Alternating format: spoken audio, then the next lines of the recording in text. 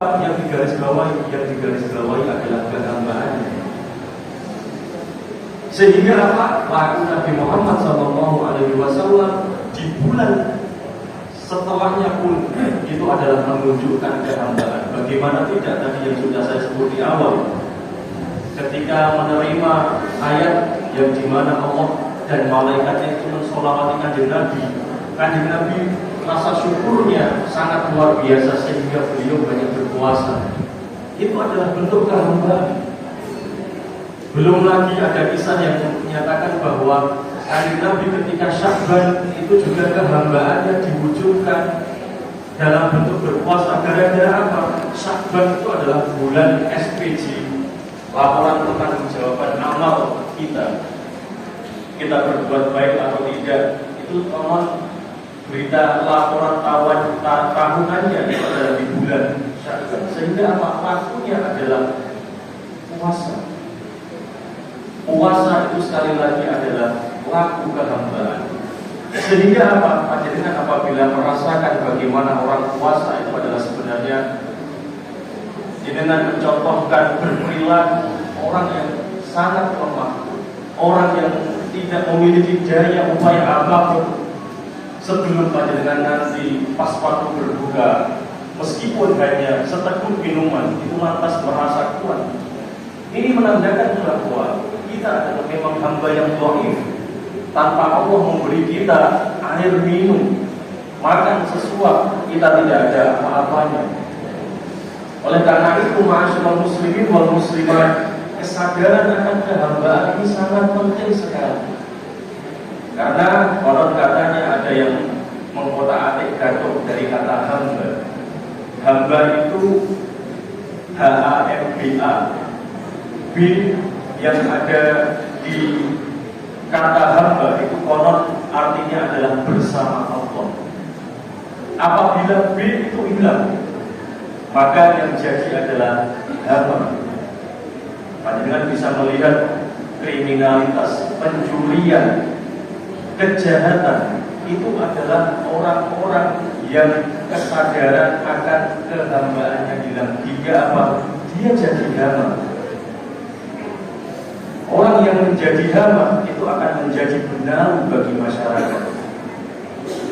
Orang yang mencuri, melakukan kejahatan, melakukan tindak kriminalitas, pastinya mereka tidak ingat Tuhan.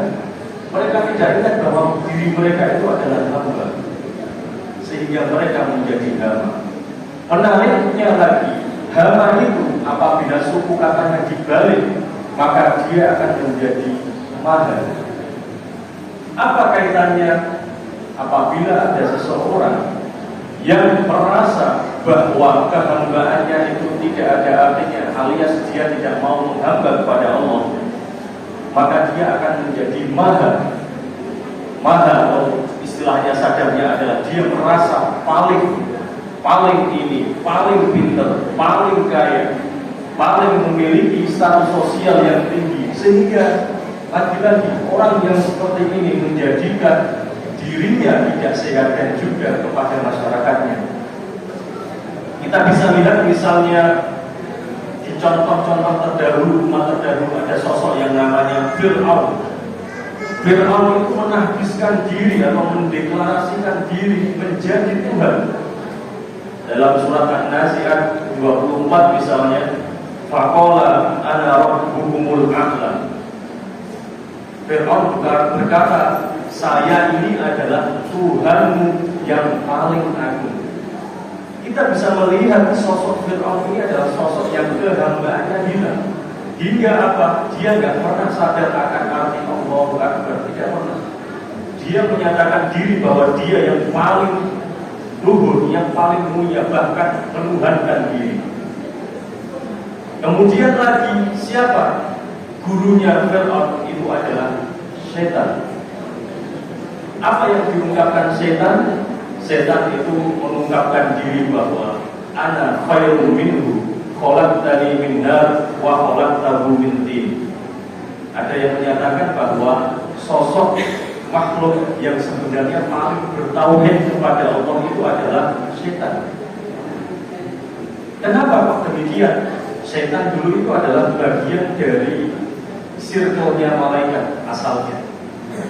Tapi gara-gara dia tertutup dengan kesombongan dan arogansi, dia tidak mau mengindahkan perintah Allah untuk bersujud kepada Adam.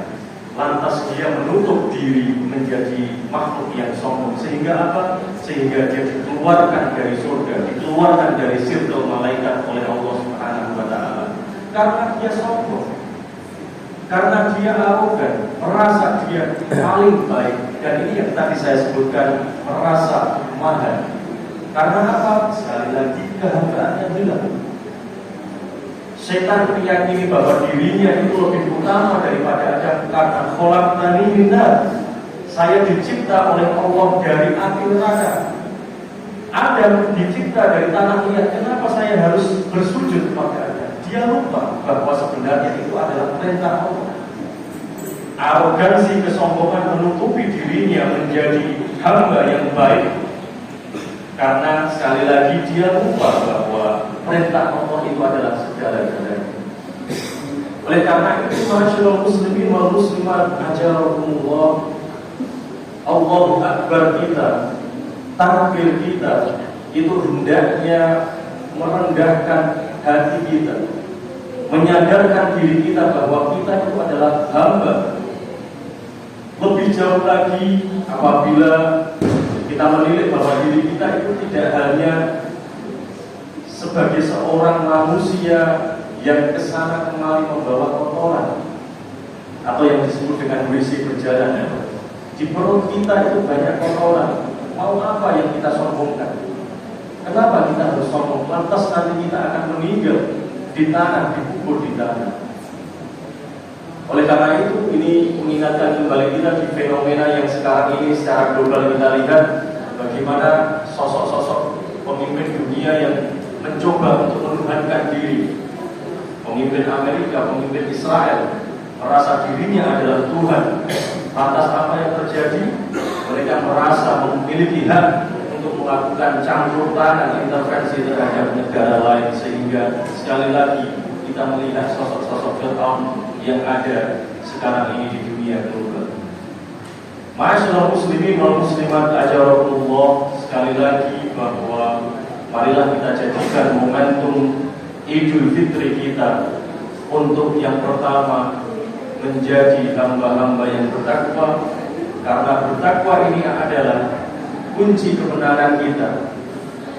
Doa yang senantiasa kita panjatkan apabila kita anjang sana silaturahim, ya Allah, jadikan kami hamba-hamba-Mu yang kembali ke fitrah kita, fitrah kehambaan kita. Dan orang-orang yang menang dari apa? Menang dari kesombongan, menang dari sikap laku Fir'aun, dan menang dari perilaku-perilaku syaitan. Oleh karena itu, marilah kaum muslimin wal muslimat jamaah sholat Idul Fitri Masjid Al-Mu'minun, kita sekali lagi menjadikan momentum bulan puasa yang sudah terlewat dan juga 1 Syawal ini untuk merenungi diri kita, sekali lagi merefleksikan bahwa kita adalah umat Nabi Muhammad SAW yang harus senantiasa bersyukur dari momen-momen yang sudah kita lalui, dan kita menjadi harapannya kita menjadi pribadi yang bertakwa, orang-orang yang menang. Orang-orang yang menang akan apa? Akan sadar dengan kehambaan kita. Barakallahu li wa lakum fil Qur'anil 'azim wa nafa'ana bihi wa iyyakum bima fihi minal ayati wa dzikril hakim. Aqulu qawli hadza wa astaghfiruhu innahu huwal ghafurur rahim. Wa rabbighfir warham wa anta khairur rahimin.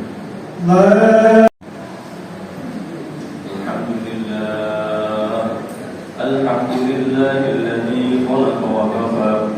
Asyhadu an la ilaha illallah wahdahu la syarika lah, wa asyhadu anna Muhammadan 'abduhu wa rasuluhul mujtaba al-mustafa. Allahumma shalli wa sallim wa barik ala sayyidina wa maulana Muhammadin wa alihi wa sahbihi ahli sidqi wal wafa. Amma ba'du, ya ibadallah, usi nafsi wa iyyakum bittaqwa faqad fazal muttaqun.